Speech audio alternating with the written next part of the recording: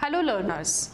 Till now we have discussed mechanism of probiotics, mainly immune modulation, interference with quorum sensing signaling, and further we have studied antipathogenic activity of probiotics and role of probiotics in urogenital health and anti-diabetic activity of probiotics. Now to move further, we will discuss further health benefits of probiotics. So the next activity exhibited by probiotic microbe is anti-inflammatory activity. Inflammatory bowel disease is being associated with impaired production of short-chain fatty acids, particularly acetate, butyrate and propionate. Moreover, these short-chain fatty acids have been shown to play a key role in maintaining colonic homeostasis.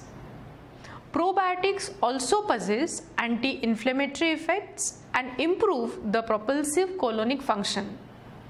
Therefore, it is reasonable to consider that supplementation with indigestible carbohydrates and fibers alone or in combination with probiotics to increase the production of short-chain fatty acid could be useful in therapeutic approaches. Next activity is anti-cancer activity. In vitro studies have demonstrated that probiotic strain like Lactobacillus fermentum NCIMB 5221 and 8829 are highly potent in suppressing colorectal cancer cells and promoting normal epithelial colon cell growth through the production of short-chain fatty acids, specifically ferulic acid. Again, two different probiotic strains like Lactobacillus acidophilus LA102, Lactobacillus KZ LC232 have also been found to show pronounced cytotoxic activities with in vitro anti-proliferative activity against two colorectal cancer cell lines. The next activity is anti-allergic activity. In vitro studies of certain probiotics such as Lactobacillus plantarum L67 have shown the potential to prevent allergic associated disorders with the production of interleukin 12 and interferon gamma in their host. Next activity is angiogenic activity of probiotics. Angiogenesis has been an important phenomena and is necessary for wound healing process. The angiogenic process consists of series of cellular events by which new vessels arise from pre-existing ones by promoting recruitment of inflammatory cells and producing cytokines, matrix degrading enzymes and chemokines. Deregulated angiogenesis has a prominent impact on major human diseases such as cancer, diabetic retinopathy and IDP including CD and UC.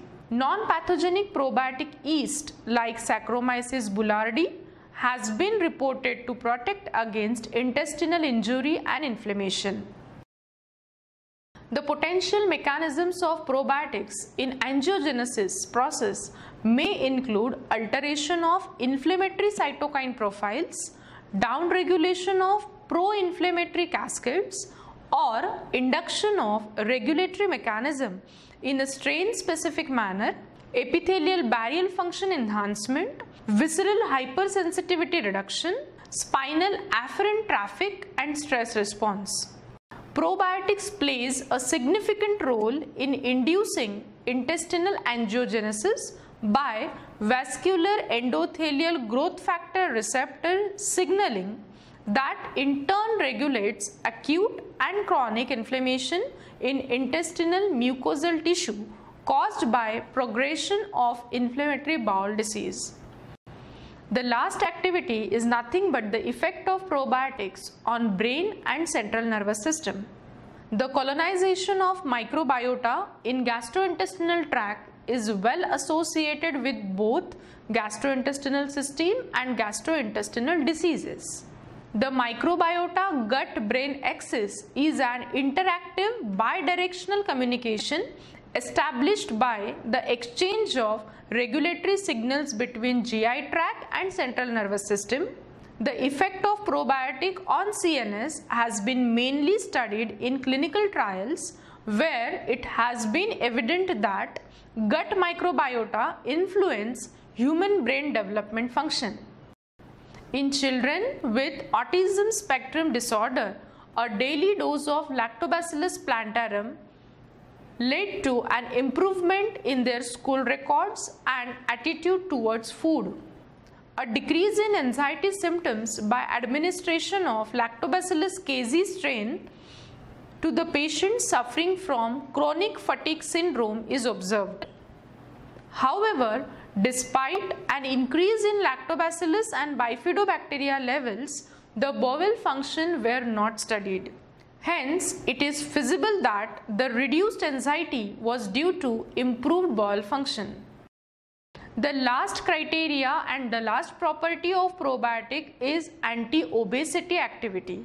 Abnormal or excessive fat, nothing but obesity, accumulation that directly impairs health is linked to an increase in energy availability and a greater control of ambient temperature, leading to an imbalance in the energy intake and expenditure.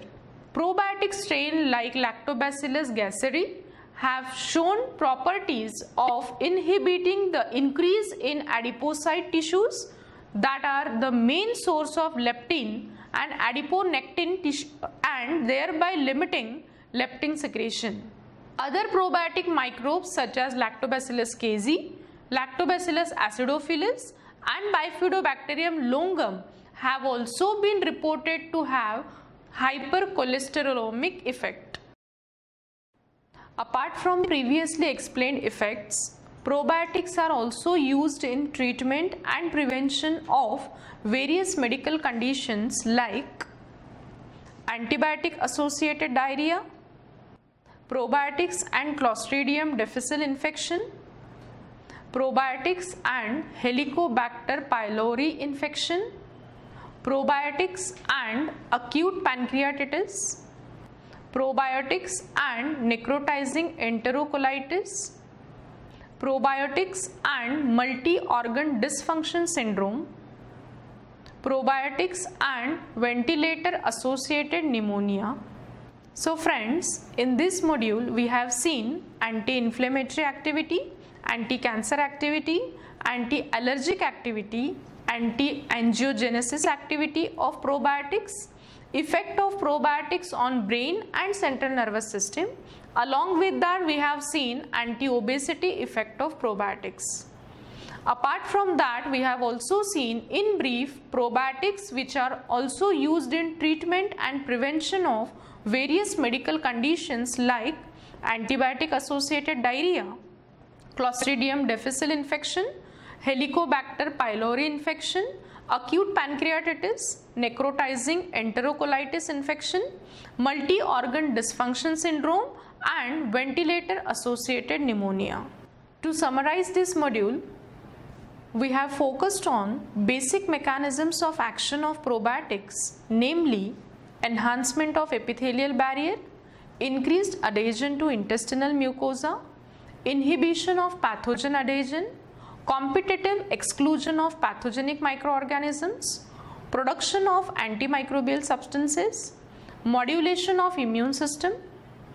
Later on, we have discussed all these mechanisms in detail with respect to activities such as antipathogenic activity, urogenital health care, anti-diabetic activity of probiotics, anti-inflammatory activity of probiotics, anti-cancer, anti-allergic activity, angiogenic activity of probiotics, and lastly we have seen the effect of probiotics on brain and central nervous system. Thank you.